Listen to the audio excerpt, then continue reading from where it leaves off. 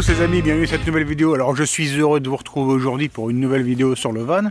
Et bah sur cette chaîne là, c'est le van en ce moment. Donc là tu vas voir une vidéo sur le van. Aujourd'hui, une vidéo sur l'électricité. Tout simplement, je me suis occupé de monter mon panneau solaire, mes batteries, etc. Ça va me servir notamment pour charger le téléphone, la caméra, un drone si je veux, faire tourner mon chauffage, faire tourner mon frigo, etc. Il faut du courant, donc je vais te montrer comment j'ai fait pour avoir du courant. Tout le matos, ça vient de chez OPZS. Je te mettrai le lien dans la description. Ce n'est pas une vidéo sponsorisée où on m'a filé le matos, etc. pour que je dise que c'était le meilleur des matos. Hein. De toute façon, le matos, tu peux l'avoir un peu partout.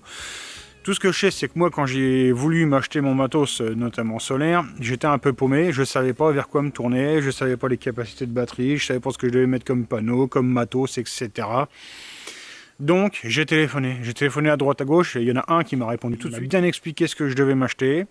On a fait ensemble mon cahier des charges, on a étudié, etc. ce qu'il me fallait. Et donc, on est parti sur, moi, ce que j'estime une assez belle config.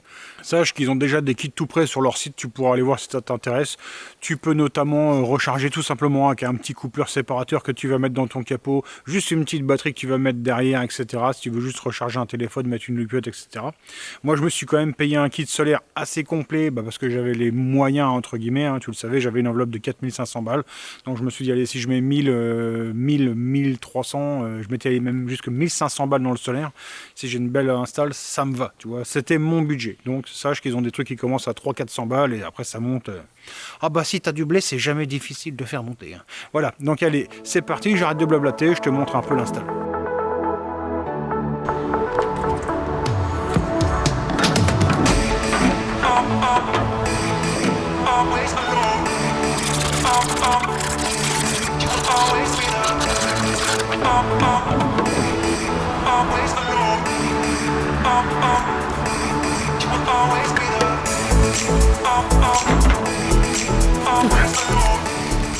Tout ce qu'il faut pas faire pour faire des plans.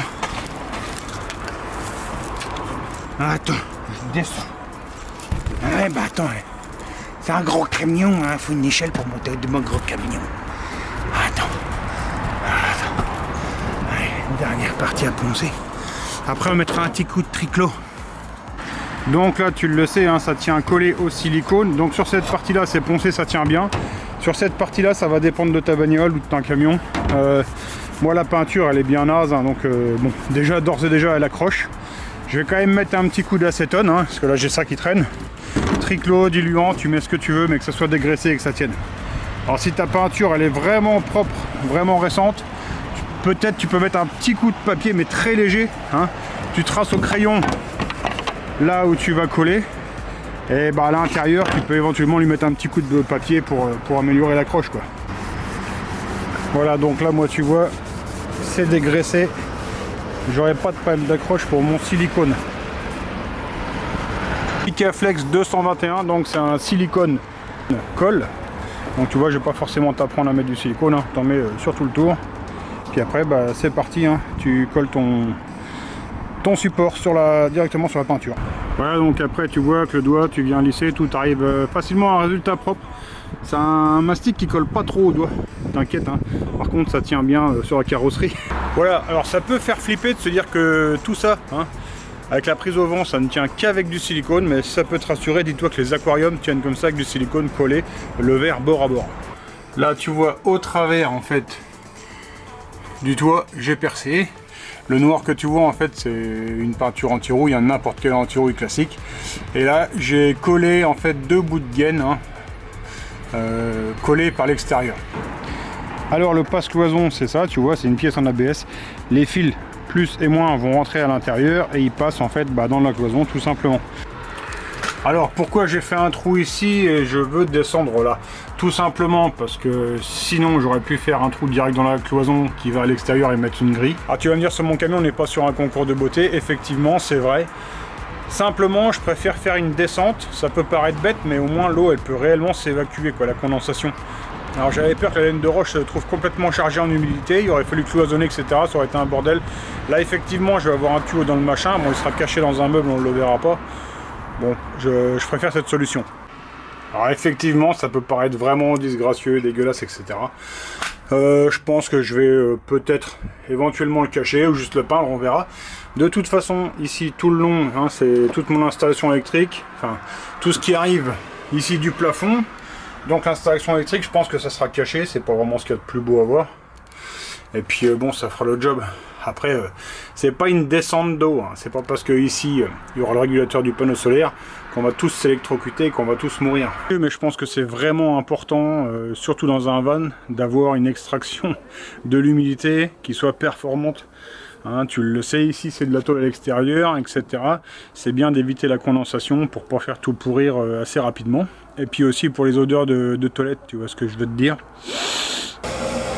Ici à l'intérieur, tu le vois, ça aspire quand même pas mal. Ici on est en dessous du camion, tu vois, c'est là que ça souffle. Ça souffle pas mal quand même.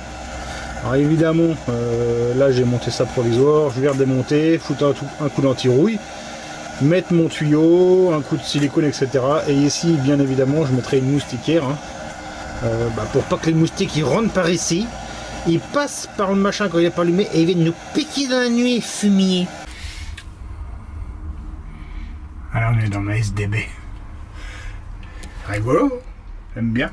Je suis sur le toilette en fait, si tu veux. Ah, je fais pas des crottes, hein. Ah, j'ai mon pantalon, hein, donc tu peux pas faire des... Enfin si, tu peux faire des crottes dans ton pantalon. Tu peux faire des crottes dans ton pantalon, mais bon, c'est pas très intéressant. Ça éclaire bien, hein. C'est des petites LED. Magnifique.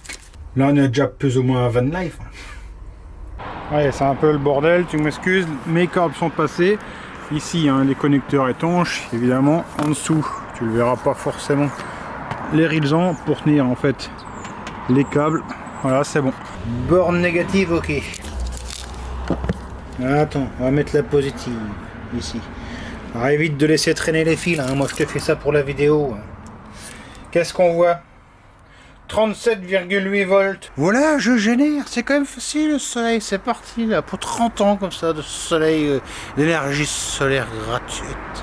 Alors, moi j'avance bien dans mon installation électrique. Là, tu le vois, mes deux batteries. Alors dans l'électricité, moi j'estime que j'ai mis le paquet, hein. On peut monter sur des prix de malade dans tout ce qui est électricité, ça y a pas de problème. Moi au départ, normalement on était parti sur du 150 ampères. Bon, je me suis dit, on a le chauffage qui tourne, on a un frigo, etc. On a pas mal d'éclairage. Je fais ça surtout en famille, donc t'imagines bien que je vais pas m'amuser à tomber en rate de batterie, hein, d'électricité tout simplement. Donc de chauffage, donc de frigo, etc.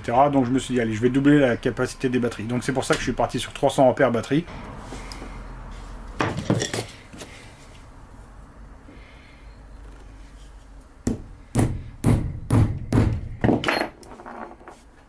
Alors ça peut te paraître compliqué, ça ne l'est pas du tout. Je te fais le petit tour et c'est très simple, hein. Tu vas voir, franchement c'est enfantin, il suffit de savoir brancher un plus et un moins, quoi. Alors le soleil qui s'est barré là, bon, il vient, il tape là-dessus, ça génère du courant. Ça passe dans les fils, ça rentre dans l'habitacle, on est d'accord. On a dit, ils rentrent dans l'habitacle, hein. Ils descendent et ils vont dans ce boîtier là. Donc, ils rentrent ici. Plus, moins. Ici, ça ressort. Moins, plus. Ça va à la batterie. Dans mon cas, s'il n'y a pas de soleil et que je roule, il y a un deuxième système. Ici, c'est une charge qui va venir en fait par l'alternateur. Mon alternateur, il est là en dessous. Je sais pas si tu le vois. Lui, il me charge la batterie qui est là. Ça, c'est la batterie de mon véhicule d'origine. Alors, la batterie ici, il y a un plus, il y a un moins. Hein, ils partent dans la caisse. Donc ça, c'est le seul endroit où il faut faire un peu gaffe. Hein. Tout ce qui est fil de plus, surtout, tu fais gaffe que ça ne touche nulle part la caisse, hein, parce qu'avec les vibrations, ça peut se cisailler. Et forcément, un fil de plus qui touche la caisse, ça peut devenir dramatique. Donc ça, tu fais vraiment gaffe. Donc ici, moi, j'ai un fusible ici de 30 ampères qui est le plus près possible de la batterie. C'est-à-dire que si le fil il vient quand même à cisailler quelque part, où il y a un court-circuit, le fusible saute et c'est coupé. Tu vois, le câblage, je l'ai fait le plus court possible. Toi, derrière, tu as le calculateur, et ben, il faut prévoir que le fil ne puisse pas toucher le calculateur. Là, tu vois, je peux passer les doigts derrière, donc c'est bon. Allez, donc ça, c'est bon. Ça part et ça rentre dans la caisse. Alors, ça rentre dans la caisse et tu le vois, c'est ces deux fils-là. Hein, ça passe dans la cloison avec des passes cloisons. Dans mon cas, c'est cette pièce-là. Alors en fait le câble passe là, il y a du caoutchouc, donc c'est étanche, ça rentre dans la caisse, pas de problème. Donc ces deux câbles montent et ils vont dans ce boîtier là. Et le second boîtier, en fait, plus moins de la batterie du véhicule. Et quand le véhicule est en marche, eh ben, il va prendre un petit peu de puissance en fait de l'alternateur.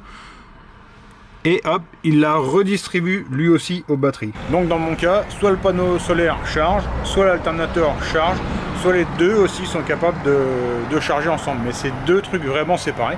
Hein, tu n'es pas obligé d'avoir les deux, tu peux mettre que du solaire, que du alternateur, tu fais ce que tu veux.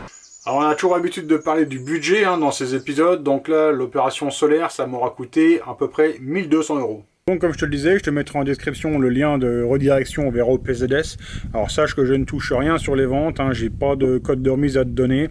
Le matos je l'ai payé, voilà c'est tout. C'est juste mon expérience que j'ai eue avec eux, ça s'est bien passé. Il m'a bien renseigné, voilà c'est tout ce que j'ai à dire sur la boutique franchement. Le gars il est super sympa. L'expédition, ça s'est fait super vite. Enfin voilà, franchement, nickel la boutique. Les amis, j'espère que cette vidéo vous aura plu. Donc le 3e épisode sur l'électricité. Prochain épisode, ça va être, on va terminer en fait l'aménagement intérieur au niveau des murs, j'entends. On va terminer les cloisons, l'isolation, le plafond, commencer à mettre 2-3 loupiottes, etc. Et après, on aura encore un épisode sur des meubles, etc. Enfin bref, il y en a encore quelques-uns. Allez, merci à tous de m'avoir suivi. Je vous souhaite de passer une bonne fin de journée, une bonne soirée. On se retrouve bientôt pour une prochaine vidéo. Ciao, bye!